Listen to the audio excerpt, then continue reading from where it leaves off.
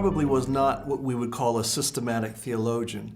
He didn't write systematic theology. That is to say, let's think about God in all respects and build a profile as we go about a huge theological construct that impacts on everything we might need to think about. Paul didn't think in those terms because Paul was, first of all, probably more of a pastor, a theologically informed pastor, one whose theological instincts were very sharp and keen and developed.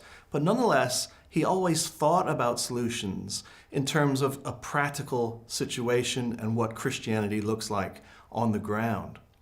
So we've used the term apocalyptic to describe Paul's thinking because the term apocalyptic captures something of the grand scheme of Paul's thinking, the cosmic dimension of it, and the fact that there is tension and basically warfare at the heart of his thinking and at the heart of his theological construct. Because for Paul, God in Christ reconciling the world to himself involves a battle, in a sense, between what God is doing in Christ and what those powers are seeking to do with God's creation. The powers that sometimes Paul calls sin, death, sometimes he refers to them in other terms. But what he's trying to get at is that God's creation is being in the process of deformation through forces that rise above humanity and are shaping the course of history in a way that runs contrary to God's purposes. So God is doing more than simply transforming human hearts. God in Christ is transforming human hearts as part of a process of reclaiming his creation and setting it to right. So apocalyptic is trying to do justice to this grand scale of Paul's theologizing. In Ephesians 5, Paul talks about the task of the church in relation to these cosmic powers. I translate a particular phrase there as the cosmos grabbers. These are spiritual forces that are alive and well, Paul imagines, in the world and are seeking to deconstruct God's creation and to set it on a course to chaos.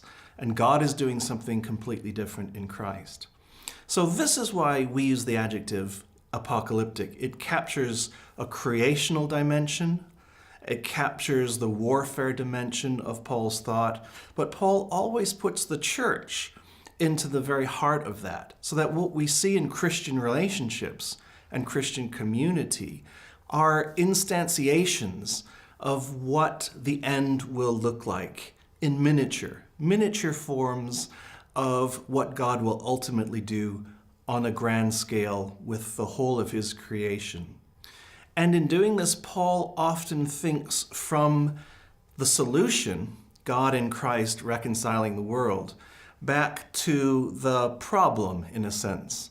And here is where he does some of his most creative thinking, because he starts to see that the problem was deeper and more radical than he had ever imagined before. So that in Christ, he sees that the problem of sin goes much more deep than his understanding of it prior to Christ, and that actually the law can't get to the depths of the problem. The law is given by God, etc., but in some ways, the law becomes part of the problem itself as these cosmic powers start to use even the good things that God has given for their own benefit.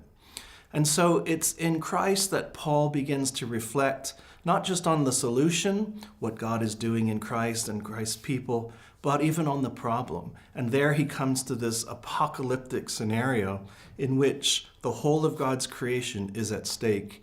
And for Paul, the solution lies in the Christian community being transformed by the Spirit of Christ in opposition to those forces of evil, while also enhancing the structures of society in and around Christian communities.